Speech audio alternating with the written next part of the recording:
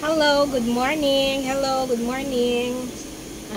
Good morning ho sa ating lahat. And ngayon po, ang topic natin is yung aking Xerox copier. Yung aking bagong Xerox copier. Ito ho yung aking bagong Xerox copier ho ha. Kasi yung aking lumang Xerox copier, ipakita ko lang dito yung dati ko na Xerox copier is wala na po. Ito po yung aking bagong Xerox copier. Ayan siya. Ayan siya yun. Yan hanggang ayan siya. Ang pangalan na aking Xerox copier is ayan siya. Kyocera pa din. Tascalpa. Yan ha. Yung aking bago. Kasi yung gusto ko sana is yung aking luma pa rin na Xerox copier. Same na brand. Kasi yun siya medyo mura. Kaya lang din, wala na daw available sila na ganun. Saka ito lang din yung available. So, gigrab ko na lang ito siya. Ito siya ha. Ayan siya sa ilalim hanggang sa ilalim. Okay pa man din yung Xerox copier na luma ko. Kaya lang din, yung hindi na ma-press, yung parang may dito sample nito hindi ma-press, yung ganyan, ito yung ganito hindi na siya ma-press yung number niya doon. So meron daw, tawag yun may bilhin daw na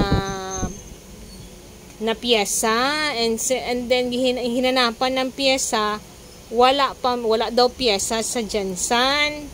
So ngayon kung may mahanapan pa, baka daw maabutan pa ng isang month. In time na yun, August, is need namin kasi start na ng klase, and then yung mga estudyante, mag-exam na naman, madami silang ginapa-Xerox, always na lang wala kaming Xerox na makuan, always gina-forward namin kung saan-saan.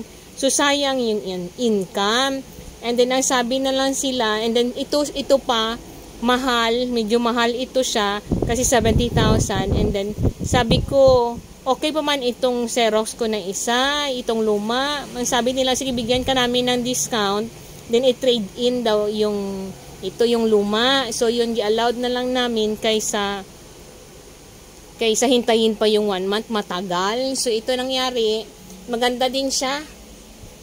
Yung yan sa taas yung mas nagandahan ko dito yung i-push mo, ilagay mo yung papel dito, siya na lang magkuan. Ito maganda siya, and then ayan siya pak, yan. And then dito lang ang kuan, ang gusto ko is yung dito pa makuan man ito siya, ayan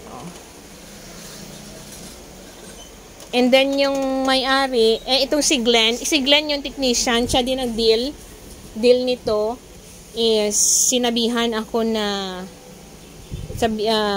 bigyan ako ng discount. So yun yung 70, then less yung trade-in, parang 3,000 lang yung ibigay nga trade, yung price 3,000.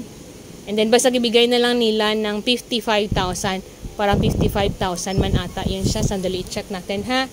So ngayon ang sabi ko, hindi ko kayang bayaran agad ang 55,000, and then yung sabi nila, okay lang, ikuan mo lang, dahil customer na ako, and then kilala pa ako, kasi dati din ako naging empleyado sa, binilhan ko nito 20 years ago.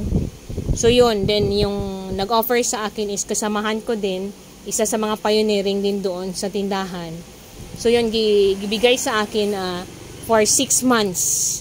6 months to pay itong aking Xerox copier. Ayan siya, hanggang doon. Maganda din siya, maganda yung Tascalpa. Nagpasalamat lang din ako kasi gi-separate namin itong aking sales ng lamination. Ayan siya, lamination. And then itong aking Xerox copy ay Xerox na colored scanner. Yan siya, scan lang kami niyan.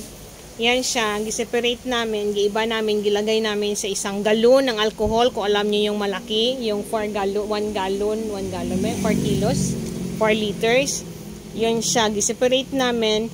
So since pag open ko, and then yun, mabuti na lang is more than 10,000, so automatic ikuan ko lang na 10,000 ang down, and then para ang 45,000 is i-divide ng 6 to 7.5, no? 55 less 10 is 55 less 10 equals 45, divide 6 months. So 7.5 yung aming monthly. So every 28 of the month hanggang March 28 ng buwan. Tama ba ako? Be, check natin yun, be. Para makita natin yung katibayan. Uy, naulog. Dito, kasi dito namin ginasave ang sa Xerox copier na naman human blood. Ito yung gilagyan ng aking blood. Yung nag-request kami ng blood. Ito, oh. Ito siya. Ito, 55 down. Balance, 45. Ang free niya, 1 rim ng book substance 20 short. And 1 rim book substance 20 long. Then 1 pack ng toner. Yan siya yung kwan. And then nag-start kami bayad-bayad na. Ayan na siya, tatlo na. And then ito hindi ko alam ngayon kasi ngayon is December 17. Hindi ko alam kung naka 7.5 na ito. Parang madami namang 500. Basta yan na. Diyan lang namin ginakuan ang Xerox copy, ang mga Xerox income ng Xerox. And then doon pa, ayan siya. Pasalamat lang ako kasi na-separate namin yung sales pa ng lamination tsaka scanning na colored. Yung scan lang ho, yan, parang Xerox na colored, i-separate namin. And then yun natago siya, na safety siya. So pagka may biglang nagka-problema tulad nito, oh, may Xerox copier na kailangan kasi sayang yung income, sayang pa ang kita. So yun, i-compare ko sila na dalawa. Mas dito na lang ako kasi na-allowed ako na nag-discount kasi yun talaga, no, basta dating makalugi talaga ito mga customer na madami yung hingi ng discount, no. And then allowed ako kasi kasi dati ako na empleyado, and then dati ako na customers. And then yun, and then siguro mura din siguro ito, kaya lang syempre malayo ang kinuhanan nila. So ito na, mas nabigay sa akin ng mas mura, from 70 naging 55.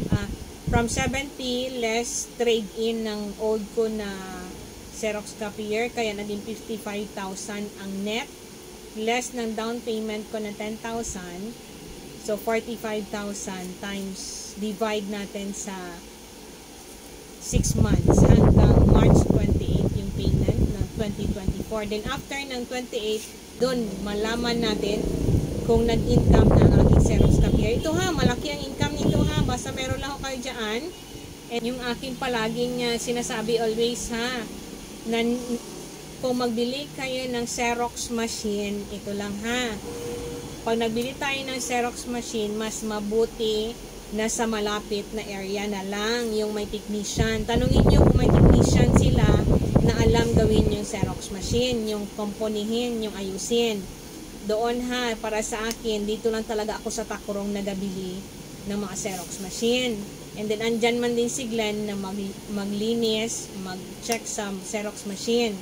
Mas madaling matawagan ha pag in case sa maintenance na, kaysa sa malayo pa, ikaw pa magastos sa technician, and then pakainin mo pa sila.